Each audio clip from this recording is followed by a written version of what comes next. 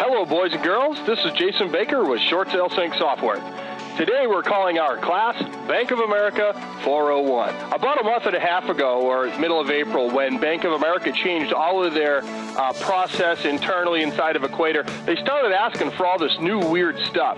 So I wanted to make a little quick video that shows you all those forms, what the RFD was, the Freddie Mac Addendum, Form 710, all of the new forms, and show them to you. Okay, make little videos. So please report to the principal's office, and we'll get going right here. Okay, so RFD stands for Reason for Default. In today's lesson class, I want you to write hardship letter on the chalkboard 12,000 times. Hardship letter, hardship letter, hardship letter. Just do it 12,000 times. We'll see you next week, okay? RFD stands for Reason for Default. Okay, a Reason for Default or RFD letter is a hardship letter. So let's look at the difference. Any questions? An RFD letter is a hardship letter? A hardship letter is an RFD letter. Got it? Let's talk now about the Bank of America Freddie Mac Addendum. Are you searching all over for the Freddie Mac form like so many people are? Have they asked you for a Freddie Mac Addendum when submitting a file if it's owned or the investor is Freddie Mac? Has Bank of America asked you for a Freddie Mac Addendum? Only then to ask you for a Form 1126 after that you've already provided them with the old Freddie Mac Addendum from last year? And then, once you filled out the Form 1126, did they say, oh my goodness, they stopped using these on December 1st of 2011, I'm going to need a Form 710. I suggest that you start with a Form 710. Okay, what else does Bank of America want on a file nowadays as of April 14th? They want the new BANA third-party authorization. They want the buyer's disclosure. This one is going to be really hard to fill out if you don't have an offer. They want a short sale purchase contract addendum. That attachment would include the real estate license certification form as well, okay? That's also hard to fill out without an offer or a selling agent. They want the 2012 4506T with line 5 filled in. Just put Bank of America and the phone number there as you see, and then a Form 710, and we've already discussed that, and you're going to be able to watch that in the video here in just a minute. Click the link below, okay, to see these forms, all right? I've provided all of the new Bank of America forms on the link below, and keep watching to learn how to use them. Following this video, you're going to see the forms in action, and you're going to see how Short Sale Sync auto-populates these forms for you. Short Sale Sync has a built-in hardship letter. So the hardship letter we filled out on the interview tab is here. Also, remember I was talking about Form 710? Well, that automatically fills out too. It's wonderful. Let's take a look at those two forms real quick.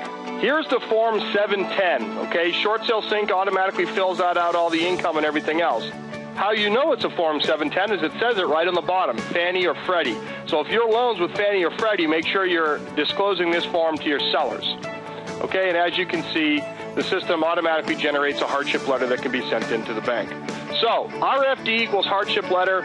Perfect hardship should include the following: what happened, what you're doing about what happened, what the prospects are of things getting better, and any other miscellaneous items that would help the lender make a decision. Okay, let's go check out the rest of the Bank of America forms.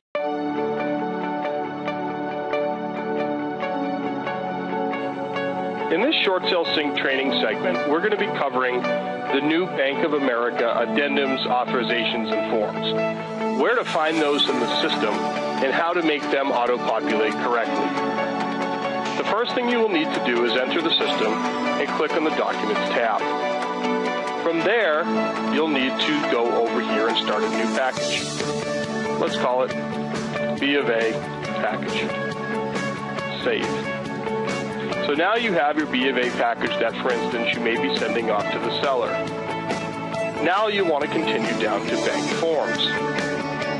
And scroll down, since it's alphabetical, to the Bank of America forms. The new form, which actually just came out again on May 22nd, is here. That's the Bank of America third-party authorization. As of the 22nd of May, they are allowing assistants, non-licensed assistants, and brokers and attorneys to call into the lender. The next new addendum from Bank of America is called the Bank of America's Buyer's Disclosure. So once there's an offer, this will be need to send it around. The third new form is called Bank of America Listing Addendum. That is there. The other form that they're requiring now is a 4506T After you initiate into Equator, that will need to be uploaded within the first round. These are the new forms that need to be sent into Bank of America. Let's take a look at these, and then let's show you how to make them populate correctly. The first form in the stack was the short sale third-party authorization form. You'll notice that the system will pre-populate or auto-populate the loan number, the borrower, the co-borrower, the property address, the city, the state, the zip. Also, it'll populate up to 4 representatives. The first line would be the listing agent. That's typically the most common person. The second line would be an attorney if there happened to be an attorney on this file. And the third and fourth line would be the processor, okay, inside your contacts tab. And the fourth line would be the first file admin listed within the system. Let's look at the second page. This is the continuation, and this is brand new as of May 22nd. It'll list the listing agent. If there was an attorney, the attorney would go here, okay? And then down here, it will list your processor first, and it will also list your file admin second.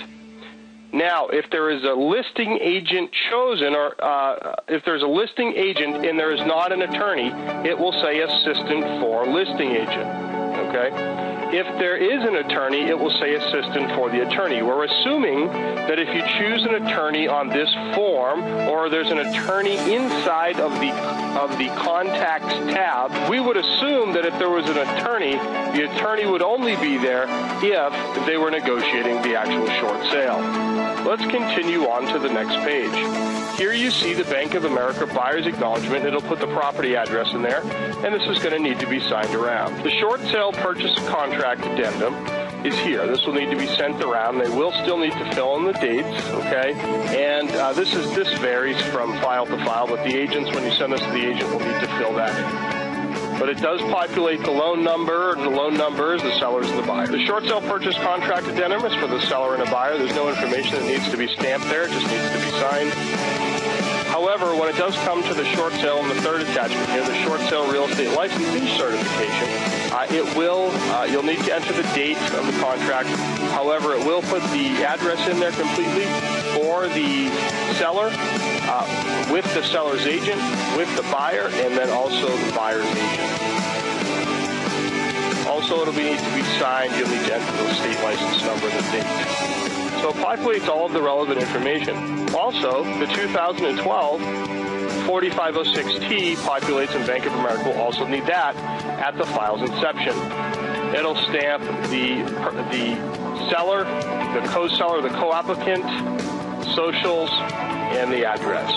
So to recap, when you're initiating a file inside of Equator, you're going to need the third-party authorization, the Bank of America's buyer disclosure, Bank of America listing addendum, and the 4506T. All of these forms are conveniently pre-populated within the short sale sync system automatically. Now, if you wanted to send these out to the seller, to the buyer's agent, or to anybody for signature, it is very simple. Just stack them in whatever order you want them, okay, and hit email. You can choose whom you would like this to go to. So if you want to have it signed by the listing agent first, and then just say, please sign this, and upload into the system. Once it's uploaded into the system, then you can send it out to the seller or to the buyer's agent. Keep uploading it and resending it out for signature that way. It's very efficient and very easy. It is very important to remember that Bank of America does need these things, and it's very important to remember that Short Sale Sync will auto-populate those. We just wanted to make sure that you're aware of where they were and how to use them to save yourself hours of time. Thank you so much for tuning in to this training segment with Short Sale Sync. Would you like up to a free month of service? Tell a friend. Send them to www.shortsalesync.com or have them email sales@shortsalesync.com. Please drop us a line or send us an email to the same place so that we can give you credit.